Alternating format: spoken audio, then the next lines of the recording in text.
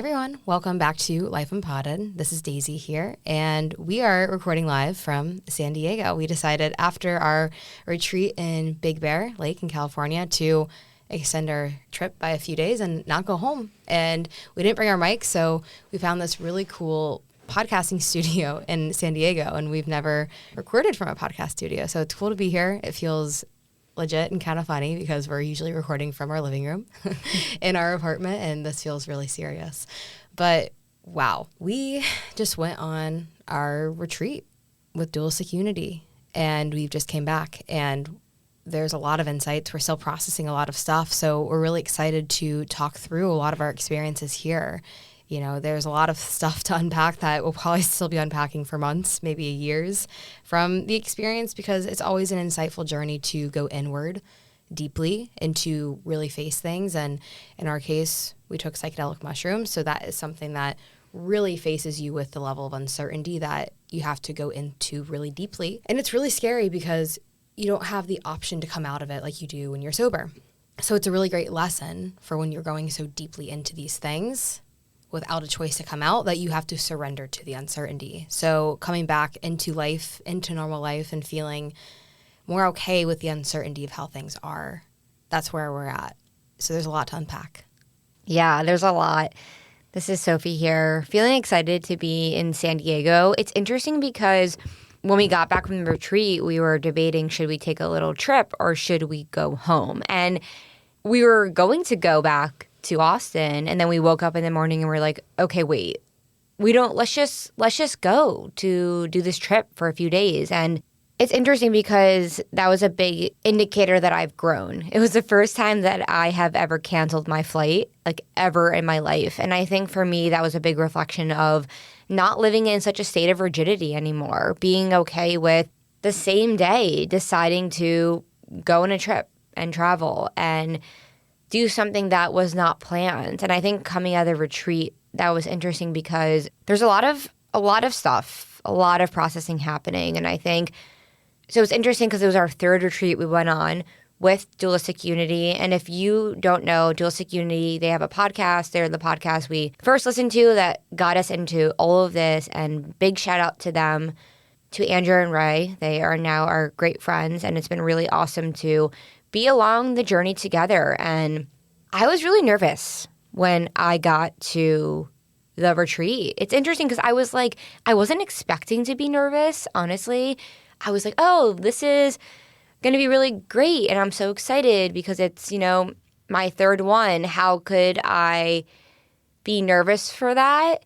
And of course, anytime you're setting an expectation of what something's going to be like, it's never going to live up to that expectation. And I even was getting so convinced of like, I'm going to even, do this karaoke song and it's going to be like this. And it wasn't. It didn't match the thoughts that I have. And I think that was a really big lesson for me of just like taking everything day by day and taking life moment to moment and not expecting things to go any certain way. But that's obviously so uncomfortable because that leaves you in a point of uncertainty and not knowing. And that's exactly what this retreat was. 4 days with a group of people who we knew some of them, meeting the others for the first time. And with that comes a lot of dynamics. And I think that was a huge thing I experienced from this retreat was understanding and really experiencing all the ways I judge myself within social dynamics. There were so many times where I caught myself feeling uncomfortable or thinking that people didn't like me or thinking that people didn't want to talk to me or noticing feelings of being excluded, noticing feelings of feeling like I didn't fit in. I don't know. It was interesting to really notice how I felt in these social dynamics around these people because that's something I hadn't experienced in a long time. And that's the thing about when you take psychedelics, you access parts of your mind and you're really digging into your subconscious mind and getting to know the parts of you that are influencing you in your day-to-day life, but you might not be aware of. So social dynamics, that was an interesting one for sure. As we're sitting here recounting the experience, there's no remnants of what my life has looked like leading up to this point. We're sitting in San Diego.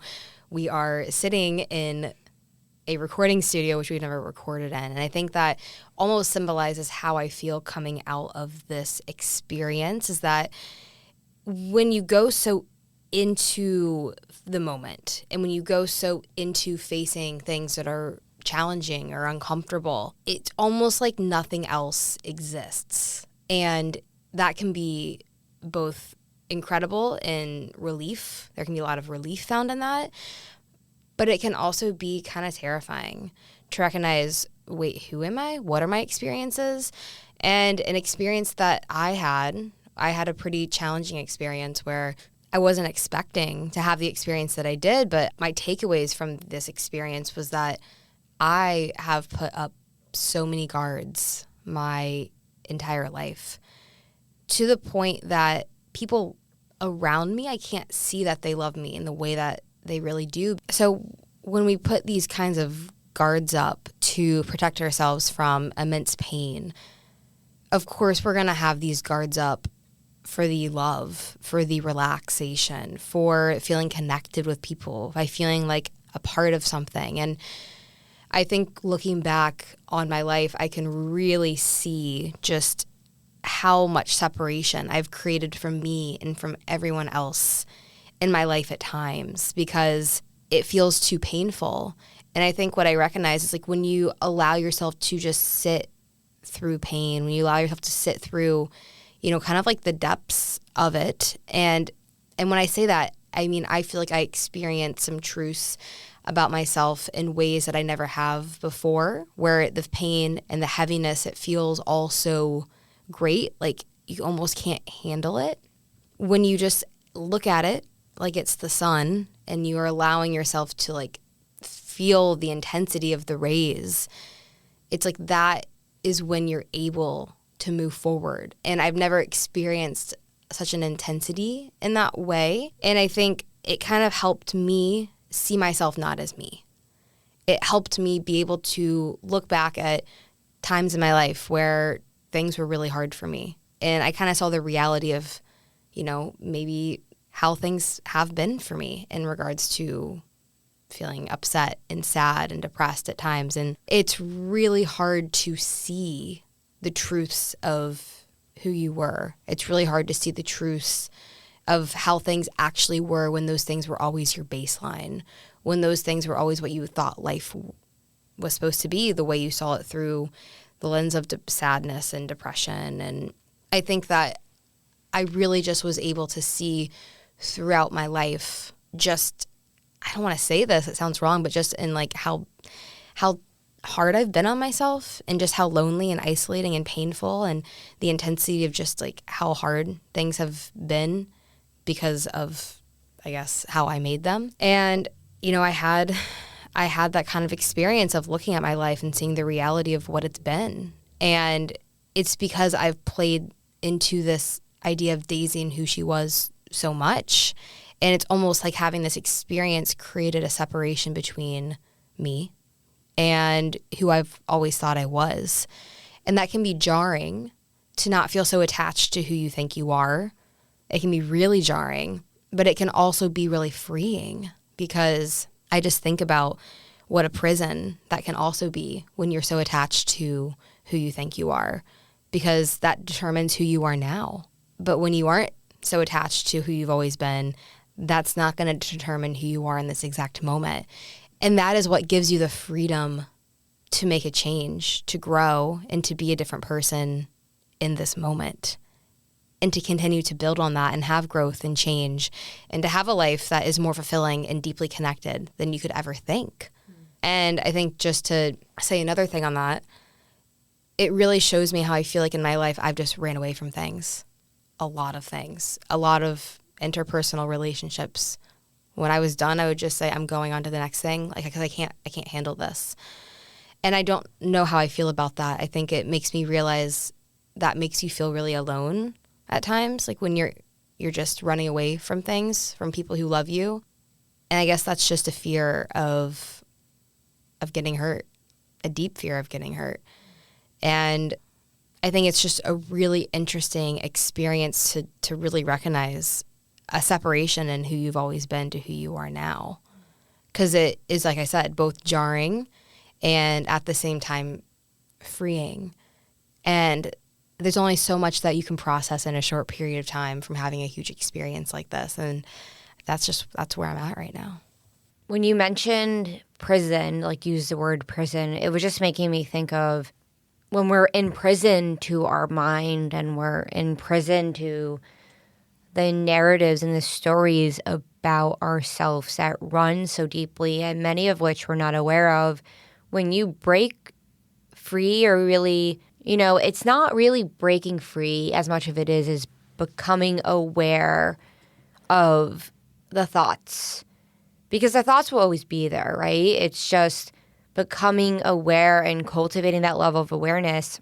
It can be, and it is, and it has felt for me very jarring and I share that sentiment that you said, Daisy, of just like, I feel like I don't exist in a lot of ways right now. And when I say I mean, we're in this studio right now. I see you, I see the mics, I see the computer. This moment very much exists. But when we were coming back from the retreat the other day, I was like, I don't even remember my life. It felt like my family didn't exist. It felt like everyone I knew didn't exist. And that is really, really uncomfortable to wake up and have that experience. And I've had this experience before, but, after the retreats, it's always the strongest insights because when you're doing psychedelics, you are surrendering.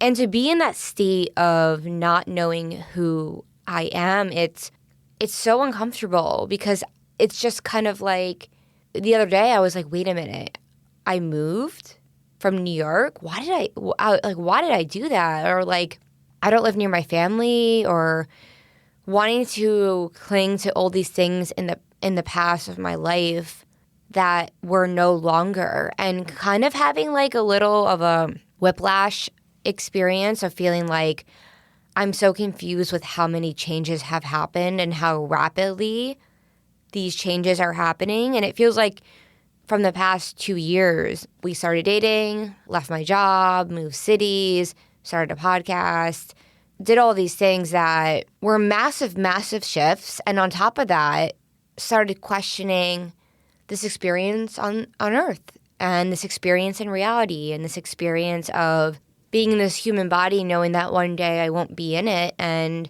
being confused about that, being confused about the fragility of life, how short it is, really making me ask myself on a deeper question, what is it that I want to do here? How do I want to spend every single moment of this life knowing that I'll never get it back? And facing that question with honesty, having self-honesty about how you want to spend your life in a way that's aligned with you has felt extremely, extremely scary and uncomfortable because it's required me to let go of all of the things that I once knew, which is just, it's a lot. But I guess the reality of it is, how else can you evolve and change your life if you are not able to let go of the past? Mm-hmm. And it was making me think of how we could really live our lives by clinging to comfort the entire time, staying in what's familiar, because it's really scary to let go of what's familiar. It's ridiculous how scary it is to let go of what's familiar. It's ridiculous how uncomfortable it is to let go of what's familiar. And it's interesting what you were saying of, you met me, we started dating, and then you left your job and we moved. And it's that alone is so jarring to throw you into this of who am I? What is my life? You can't even understand who you are because you've let go of everything that defined who you were.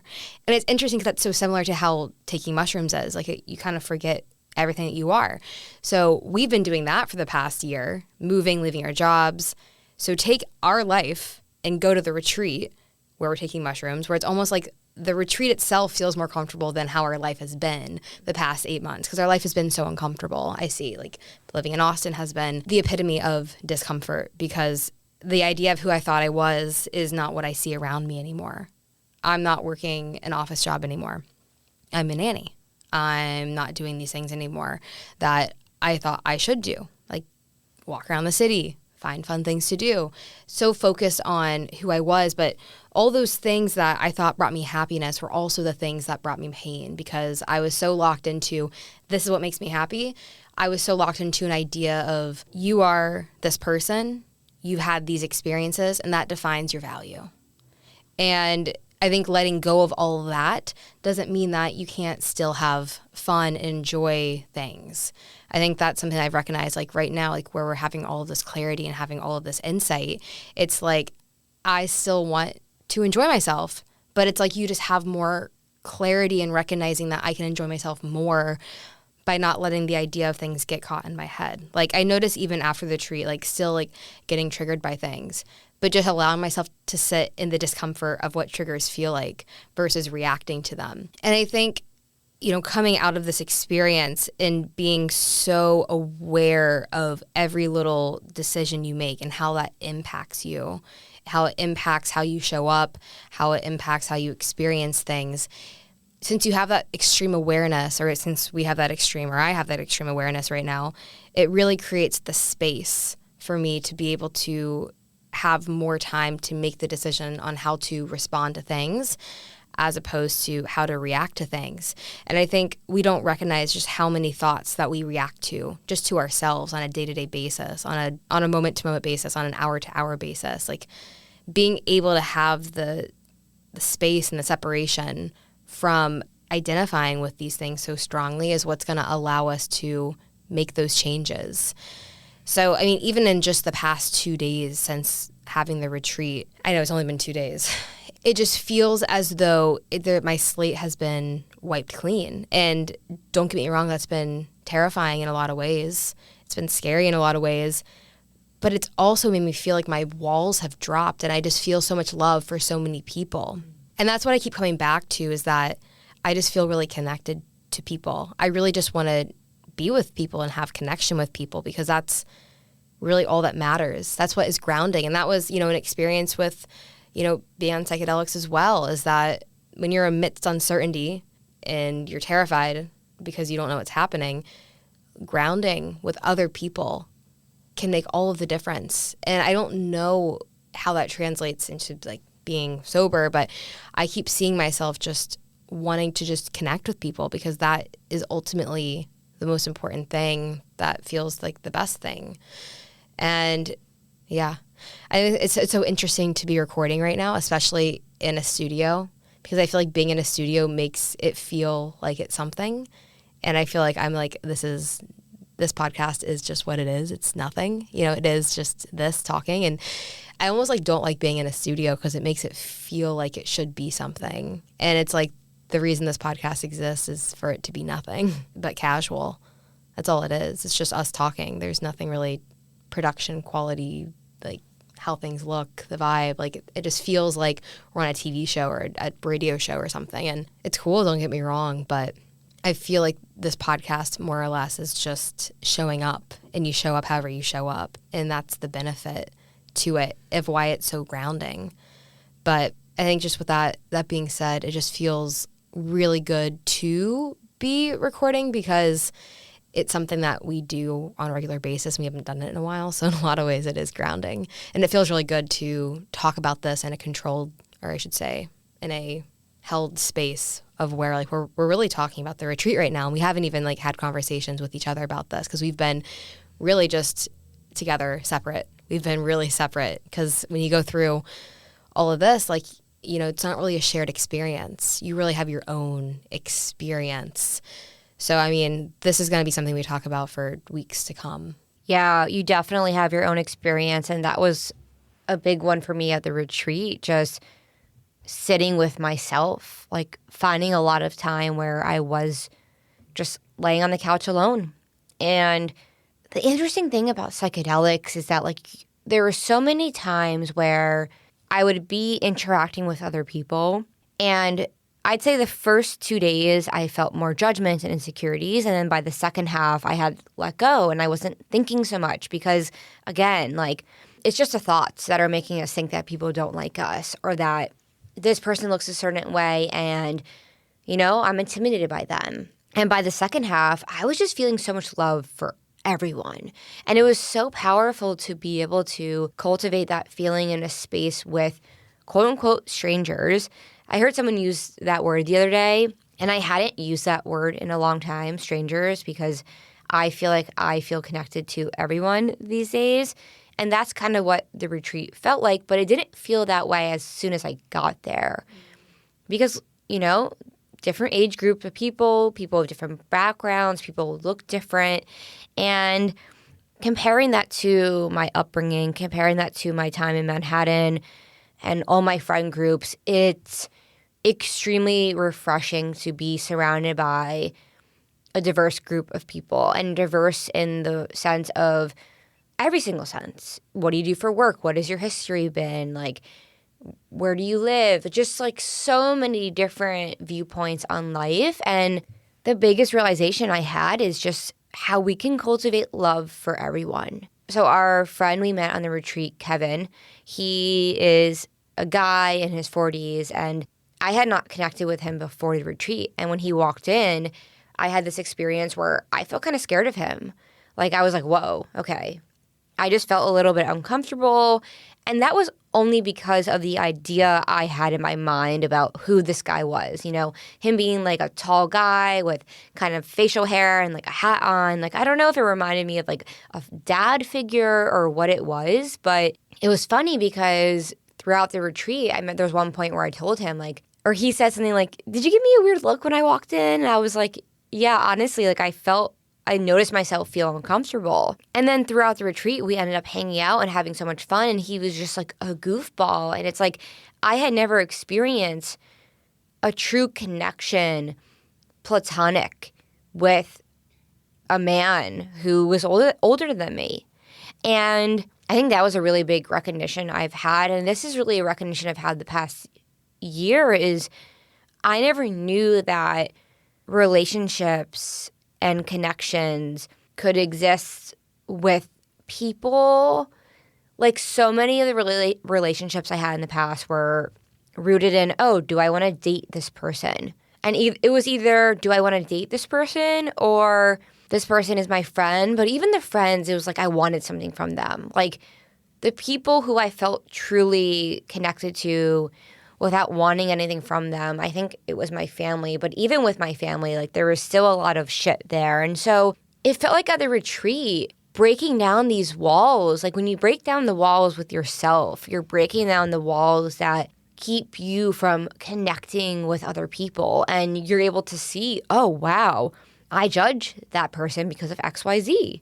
And I think I'm either better than them or worse than them. That is really the criteria in which we hold a lot of our relationships in life. It's either we feel like we're better than somebody else, or we feel like we're worse off than somebody else. And to have this experience with these people where we were just goofing around, I felt like a kid, making so many funny jokes with our friends Jackie and Andrew who were there, and just literally there's a point where us three were just goofing around and acting as if making jokes about childhood, and just I hadn't felt so free with friends like that in a really long time. I felt like that's what it meant to have a friend group.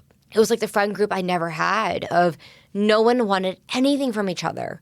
We were all there just to experience life and to eat food and to just dance and play karaoke. And that's what I want out of this life, is deep, fulfilling connections. And the reality of it is, in order to have that with other people, we have to have that with ourselves. We have to let go of the walls and the narratives and the stories that keep us from thinking that we're not worthy of love, or we're not worthy of connections. And I normally err on the side of, feeling insecure. And it was so interesting. There was someone else at the retreat she was at a retreat we went to back in 2022. And I saw her again, and she told me, she's like, I felt a little scared of you at the first retreat. And she was like, it was so great to connect and to not feel intimidated by you. And my first thought was, wow, someone feels intimidated by me? Because I feel like a little scrub, a lot of the time, And it's just a reminder that we are all constantly judging ourselves, and all anyone ever wants is love. Like, that is all anyone wants. And coming out of the retreat is a reminder for me of what's the purpose of life? Well, it's to connect with other people. And that's where so much fulfillment comes, of deep, meaningful, intentional connections. And I think for a lot of people, they may struggle to find that in their life. And that's why these communities are so beautifully impactful, because it's a cultivated space for people who are looking for that. So I'm feeling really grateful for that experience, because I just felt like my heart was full in those moments. And I felt like, for the first time ever, a reminder that, oh, people have fun with me too. People like me. And feeling that sense of love felt unconditional, that no one was thinking about my sexuality or what I look like or any of these things. It was just me as me, and me in the present moment, in that experience, in that moment. And that was a beautiful thing, to have someone look at you or experience you without any sort of preconceived notions about who they think you should be. Yeah, I think friendship was certainly a big theme for me as well. And on that note, just connection with people, and how the default, even when doing things like podcasting or working or doing things, like your default always being, I'm unworthy, or I'm stupid, or no one likes me, or just I'm unlovable, being like the big one of like, oh, right, I'm just unlovable. That being your default.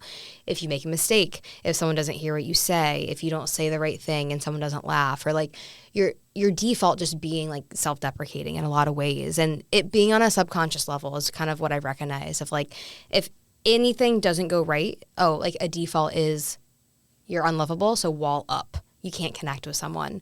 And that's the prison we put ourselves in. I feel like I've put myself in, and I've seen that a lot of how I do that, and how on this retreat, it just felt like, there was experiences where I did experience that in a heightened state.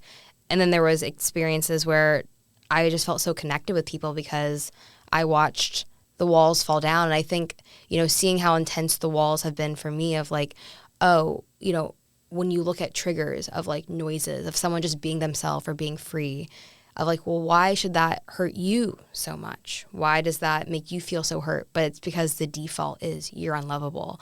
And it's crazy to see how that can show up constantly in your life and you don't even realize it, like these strong beliefs. And like, I think for me coming from the retreat, it's like, okay, everything isn't just magically good now. In a lot of ways, things might be harder now because, if we've already been going deep into seeing reality as it is, going on a mushroom retreat only further puts you in that. So, of course, the pendulum is going to swing even deeper now of, right, this is hell, to right, wait, this is bliss. And I feel like that's a lot of the times what's happening. And I think I just have to reflect more on how I just see how the detriment of your default being that you believe that you're unlovable is what perpetuates disconnection with others, which is what further perpetuates sadness, depression, just incompleteness. And I see how much of a theme that has been in my life of why I've struggled to connect with people and interpersonal relationships is because that pain runs so deep. And when that pain runs so deep of feeling unlovable and unsafe, it's projected onto everything and everyone around you who quite possibly those people just want to connect with you and just want to love you. But you won't allow that to happen because you don't know any better, because the walls that are up are just so strong. And with the really tough, probably the toughest experience I've had on mushrooms, it wasn't even like the highest dose I've taken. It was just happened to be a really intense experience where I really sat with emotions that I've never sat with, that really just put into reality, the depths I've been at in periods of my life. I mentioned this early on in the podcast, but just normalizing the pain and normalizing the disrespect towards yourself of things that you do that just like deeply disrespect yourself. And just to be able to see that clearly, like, of course, that's really painful. Of course, it's really painful. And it just like further separates you from everyone around you. And I think if you go into something like this, like open, like leaving even more open with that wound, even more open, it's something that's painful. You know, it's like you could cry at any given moment because it's brought to the surface. But I guess, a huge theme also was like, whatever you're experiencing is temporary. If you just run away from it, it's going to follow you. If you just allow yourself to sit in it and like have compassion for yourself. And I mean this in a new way of understanding of, I think a huge lesson with taking psychedelic mushrooms for me was that if you're having something really uncomfortable happen, if you just focus on it, it's going to get worse because that's going to become like your main source of focus. But if you just say, okay, this is happening and I don't enjoy it, I don't like it, it's going to eventually go away. And that's the same thing with everyday life. Like right now, like I'm feeling triggered as hell because I just feel awful with all these emotions, like talking about them in this way. It's really hard because, this happened 2 days ago. I'm still processing so much. And it's really hard to open it up in somewhat of a way that seems transactional. And that only seems transactional because maybe because we're in a podcast studio and maybe we're doing these things. But I guess that's just part of it, is that you feel the pain, you feel the discomfort, you feel these things. But if you stay open, you're still open to connection. You're still open to love from others. It's only the dangerous territory that we get into of when we shut down from the pain. We still feel the pain and the discomfort when we close ourselves off. But it's when, we allow ourselves to stay open that we can still feel love with others and we still feel the discomfort. And, that's where our brain starts telling us things.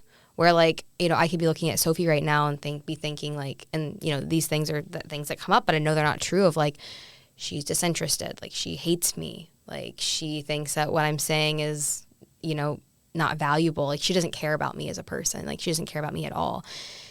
And there was a friend at the retreat where they were having these intense thoughts of someone's out to get me. And just seeing that experience on such an extreme level, it shows us how often we experience that in micro ways in our day-to-day life. I'm looking at your facial expression, Sophie, and I'm assuming all of these things, but just because I don't know how to sit with all the pain, I'm trying to create stories to give reason to, it's not me. It's not me. This has to be for another reason. Something's wrong with me because I'm feeling this way. So I'm going to try to deflect it from me and say, oh, it's Sophie who's being disrespectful and mean to me because she's yawning. I think when we really get down to the nitty-gritty details of it, we see how common this is in our day-to-day life of what it means to look for certainty. Looking for certainty means finding pain a lot of the times, settling on ideas of what it means to have an idea of ourselves, even if we don't like it. We do that because it's certain, because uncertainty is so uncomfortable.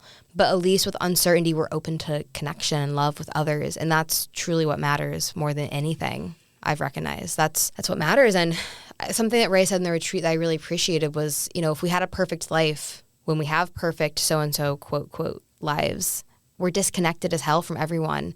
But it's going through shit, being humbled, being brought down to the ground of life.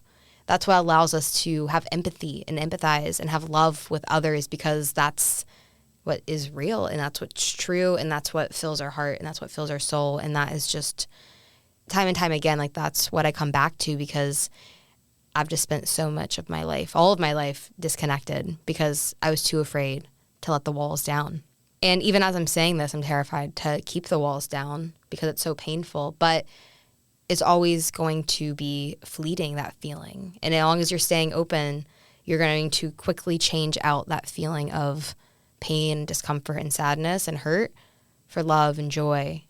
Staying open is what allows you to swing between all of the emotions. And as long as we're open, we get to experience it all. Not saying it's enjoyable at times, but, at least you're not stuck.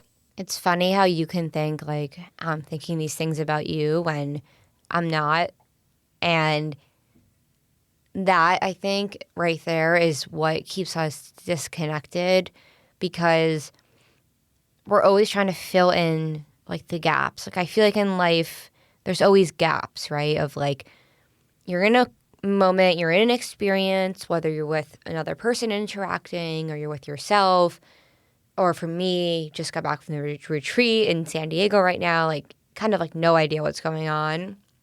It's really easy for our minds to want to fill in that gap and try to make sense of the gap, because otherwise the gap is the unknown. And the reality of it is we don't know how a lot of people perceive us. We don't know what things mean. When you're processing something really intense, you don't know what insight it might lead to in a week. And that's why it's so important to just let life unfold moment after moment after moment, because I see, and this podcast has grounded me back to see how there's been a big gap after the retreat in my life. That gap has felt more revealed, and holy shit, what am I doing? Where are we living in September? What is going on? I miss my family, or do I? Am I just thinking about it too much? And just when we focus too heavily on anything, it's funny because when I got to the retreat, I had a massive headache, and I had that headache for the whole week before the retreat. After the retreat, leaving, headache was gone. Body felt great. And my jaw had actually been hurting, and there's a moment where Daisy was like, my jaw's hurting, and I'm like, hold up, like, there's no way, like, and she, right, and we had a friend there who was like, right, I had a friend who had jaw pain, and their significant other started getting jaw pain too, and it's like, all we have in this life is the mind that we experience reality through, and our mind is very, very, very powerful. It can make us think something is happening that it's not. It can make us think that the person sitting across from you right now hates you and wants you dead and thinks that you don't deserve to be alive. It can make you think that you're doomed and that your life you'll never feel good again. That was a really big one from the retreat. Was the first 2 days I was uncomfortable. I was anxious. I was feeling really scared. A lot of fear came up, and I was struggling to accept it. I was struggling to sit with it. And then I had that aha moment, I think 2 days in, where I just naturally started to let go and feel more like myself a little more. And the realization I had then was that we can't force things in life. We can't force ourselves to reach a state where we feel better or bypass an experience from unfolding. And I think it's like we always want the benefit. We always want to reap the benefit, but we never want to go through the process of cultivating the experience in which the benefit comes from. Because a lot of the time, it is sitting through extreme discomfort and uncertainty that is the vehicle in which we are able to find ourselves in that extreme clarity and insight and holy shit, I'm going to start this company because I realize this is what I'm passionate about. And it's a classic example. Like, you can't plant a seed in one day and expect the tree to bloom. And this is where, remembering that what you're going through right now is only what you're going through right now. And oftentimes, and I found this in myself, it's like, I always think that it's not possible for change to happen. That was the biggest realization I had out at the retreat, was feeling like I'm going to be stuck in this state forever. And by the end of it, I was dancing, singing, having so much fun.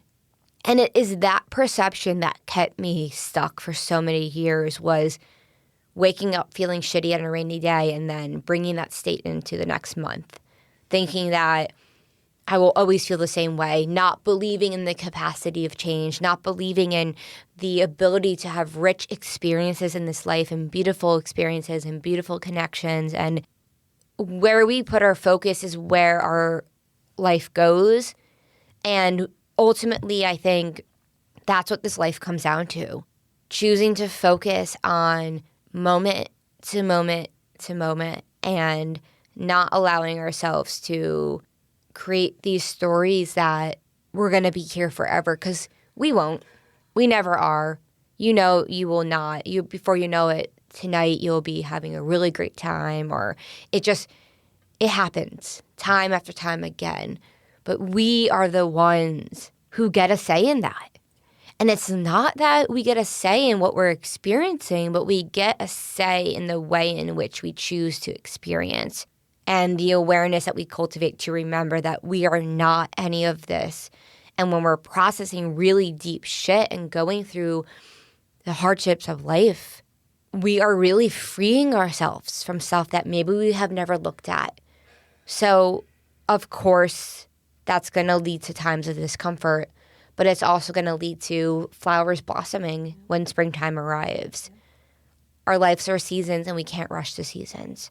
So that's a really big recognition for me, is that change is always happening, but we have to just not get in the way of it and become aware of the perception that we're choosing to believe in this very moment, because most of the time it is not the case, and it can get in the way. Like for me, I'm waking up to this right now. Like when we were walking to this podcast studio, I was like, I really found myself in an old way of thinking of just, I feel tired right now. I feel like I didn't sleep well last night. I feel like, where are we? I want to go home. And then now I'm just like, oh, right. You can choose to make the most out of this experience today. This is fucking incredible. We're here.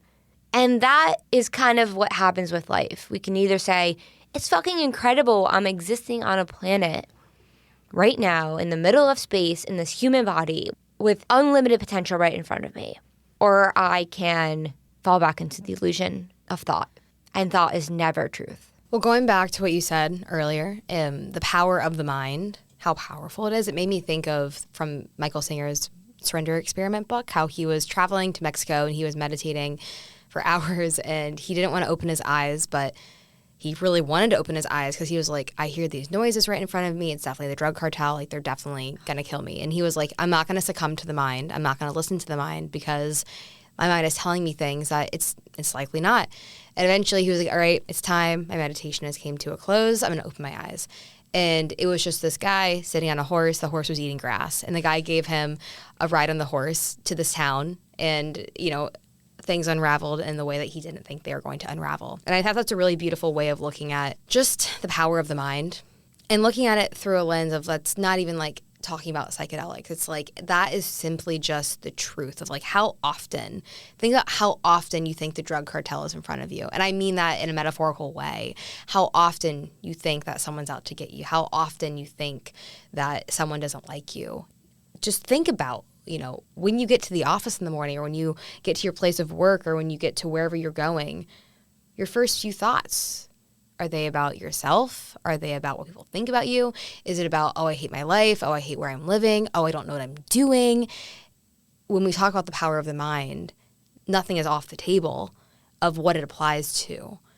Because whatever that is, it's just the illusion of thought. And I think I could definitely tell when we were walking here that you were kind of teetering in that spot. And I could recognize that. And that's why I was like, let me hold your backpack. Because like I was like, all right, we don't want you to go too deep into this. Because I can literally see you going into this. And I think I'm curious to see like how this impacts us in our relationship of like having this deeper understanding of how untrustworthy the mind is. Because I feel like leaving this retreat, I also have this deeper understanding of each moment is fleeting. And each moment is fleeting. It's kind of like that TikTok meme of people are like, life is uncertain, and like they're sad. And it's like, and then you slide to the next page and it's like, life is uncertain. It's like there's two ways to look at everything. And it's like in every moment you choose on how you want to look at your current experience.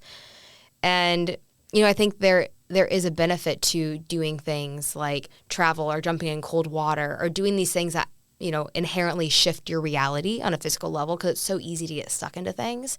And I see how like simply just changing how you do something on a day-to-day basis, whether it's going a different direction home or like it can help shift the way that the patterns of how you always are. Right. And, you know, I just see that from going on this retreat. Obviously, this was like the creme of the creme of like intensity of shifting, of realizing you're not what you think you are, and like having distance from your thoughts. But even just the smallest things can help us get out of our head and learn these lessons, and being in nature. And, you know, we went on a walk one day where we took mushrooms, and I was like, you know what? Even going on a walk in nature without mushrooms is a trip, because you go in, you're thinking, and then all of a sudden you come out and you're grounded and you're like connected to the nature, and you're feeling like in the moment and you're present. And that's what all of this is about. It's coming back to the moment, and it's having the awareness of how often our thoughts take us out of the moment and tell us a story that is simply not true. And we predicate our lives based off of what our thoughts are telling us. And we want to settle on, it's the house that'll make us happy. It's the location of where we live that'll make us happy. It's who we're dating that'll make us happy. And it's like, we can believe that that's true for as long as we want, but it's never going to be true. It's always going to be the illusion. And you know, I think that's why sometimes hitting rock bottom is what wakes us up, because we realize that, you know, we can find happiness in the place that we thought would be hell. Wow.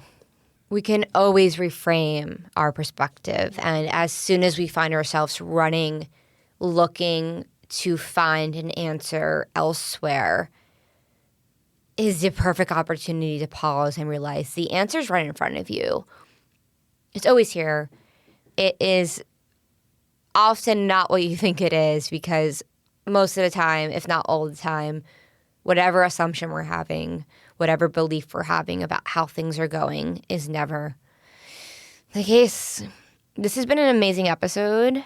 Is incredible how this has helped me connect with myself. I'm like reflecting the past 48 hours. I was like, holy shit, I was getting lost in so many stories. Even I was like, am I passionate about anything? Like I started like, and it's like, right, those are thought patterns of the mind, but look how fast I came out of it. And that's really what this journey is. It's not that we're not going to get lost, but it's cultivating the space to realize when we are lost, and that being lost is really an illusion, because we're always going to come back to here in this moment with our breath and with our body and with the ability to connect and to share love and these experiences with other people while we're on this journey, because life is here, life is now, and we are the ones who get to choose whether we make the most of it. So more insights to come. This is just our first episode after the retreat, and processing takes time. So I'm really excited. I'm really excited to be here in San Diego. Might go to the beach after this. Maybe we'll edit the podcast there, or go for a hike later, or meet up with some friends. And I'm excited, grateful to be here in the studio. Really glad that we found the studio as well. So thank you so much for listening, everyone. We will talk to you on Tuesday, and I'll let Daisy share her closing remarks. My closing remarks. Well, I'm just grateful for this experience as well, to reflect on this and to do it in a way that is in such a new experience in San Diego in a studio. It's all been really, really fun and insightful and grounding nonetheless. A good reminder. It's funny because like I can know all these things, I can have all these experiences, but I don't talk to myself in the mirror like the way I talk to like us in this recording of the podcast. So it's helpful for me to remind myself, because I'm always just talking to myself. I know. And I know that the first 20 minutes I was kind of like in my head, and then like boom, like full speed, fully in the moment. So thank you all for being here. We're excited to release this on Thursday today, and we will be doing our community Zoom today at 5:30 Eastern. So we look forward to seeing you there. We want to chat with you if you're available to come. And again, thanks for listening to Life Unpotted. We love all of you, and we look forward to keep recording and letting you know our insights as they come up. So have a good one, everyone, and we'll see you either tonight or next week.